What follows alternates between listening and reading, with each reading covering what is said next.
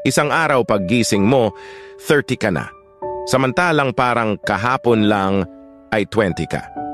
At hindi mo masabi paano dumaan ang isang dekada ng ganun-ganun lang. Ang tanging masasabi mo ay parang kailan lang.